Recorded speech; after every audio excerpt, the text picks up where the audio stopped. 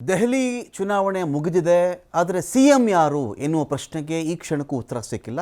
ತುಂಬ ದಿನಗಳಾಗಿ ಹೋಗ್ಬಿಟ್ಟಿದೆ ಅಂತ ನಾವಿಲ್ಲಿ ಹೇಳ್ತಾ ಇಲ್ಲ. 2 ದಿನಗಳಂತೂ ಆಗಿದೆ. ಇಲ್ಲಿ ಮಹಿಳಾ ಸಿ.ಎಂ ಆಗ್ತಾರೆ ದೆಹಲಿಗೆ ಅಂತ ಒಂದು ಚರ್ಚೆ ಚಾಲ್ತಿಯಲ್ಲಿದೆ. ಅಥವಾ ಪರಿಶಿಷ್ಟ ಜಾತಿಗೆ ಸೇರಿದಂಥ ಶಾಸಕರಿಗೇನೆ ಮುಖ್ಯಮಂತ್ರಿ ಪಟ್ಟ ಒಲಿಯಬಹುದು ಅಂತ ಹೇಳಲಾಗ್ತಾ ಇದೆ. ಏನಾಗುತ್ತೆ ಈಗ ದೆಹಲಿಗೆ ಒಂದು ವೇಳೆ ಮಹಿಳಾ ಸಿ.ಎಂ ಮಾಡೋದು ಒಂದು ಭಾಗ. ಈಗ ಶೀಲಾ ದೀಕ್ಷಿತ್ ಅವರು ಎಲ್ಲ ಇದ್ದರು, ರೂಲ್ ಮಾಡ್ತಾಯಿದ್ರು, ನಾವು ಮಾಡಿದ್ದೀವಿ, ಮಹಿಳೆಯರಿಗೆ ಪ್ರಾತಿನಿಧ್ಯ ಕೊಟ್ಟಿದ್ದೀವಿ ಅಂತ ಒಂದು ಮಾತನ್ನು ಹೇಳಬಹುದು. ಇನ್ನೊಂದು ಕಡೆ ನಾವು ಚೆಕ್ ಮಾಡಿಕೊಂಡಾಗ ಪರಿಶಿಷ್ಟ ಜಾತಿಗೆ ಸೇರಿದಂಥ ಶಾಸಕರಿಗೆ ಒಂದು ವೇಳೆ ಸಿ.ಎಂ ಪಟ್ಟ ಕೊಟ್ಟುಬಿಟ್ರೆ ಆಗ ನಾವು ಪರಿಶಿಷ್ಟರಿಗೆ ಸಿ.ಎಂ ಪಟ್ಟ ಕೊಟ್ಟಿದ್ದೀವಿ, ಬೇರೆ ಯಾರಾದರೂ ಕೊಟ್ಟಿದ್ದಾರಾ, ಈ ಪ್ರಶ್ನೆ ಕೂಡ ಅವಾಗ ಚಾಲ್ತಿಗೆ ಬರಬಹುದಾಗುತ್ತೆ. ಇದು ಒಂದು ಭಾಗ. ಆದರೆ ಮುಂದೆ ಬರತಕ್ಕಂಥ ಬಿಹಾರ ಚುನಾವಣೆಯನ್ನು BJP ತುಂಬ ಸೀರಿಯಸ್ ಆಗಿ ಕನ್ಸಿಡರ್ ಮಾಡ್ತಾ ಇದೆ.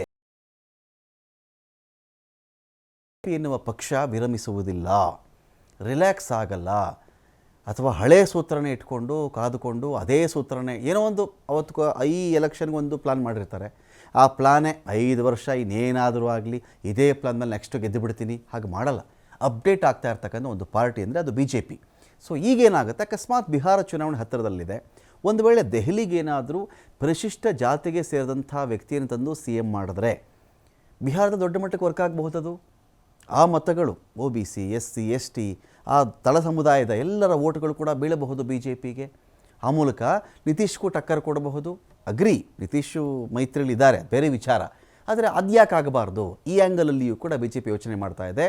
ದೇಶದಲ್ಲಿ ಮೊದಲ ಬಾರಿಗೇನೆ ದಲಿತ ಸಿ.ಎಂ ಅನ್ನು ಮಾಡಿಬಿಟ್ರೆ ಆಗ ಕಾಂಗ್ರೆಸ್ಸು ಅಥವಾ ಬೇರೆ ಪಕ್ಷಗಳು ಎಲ್ಲಿ ಆಳ್ವಿಕೆಯನ್ನು ಮಾಡ್ತಾ ಇವೆಯೋ ಅಲ್ಲಿ ಬೇರೆ ಪಕ್ಷಗಳ ಮೇಲೂ ಕೂಡ ಸಹಜ ಒತ್ತಡ ಕೇಳಿಬರುತ್ತೆ.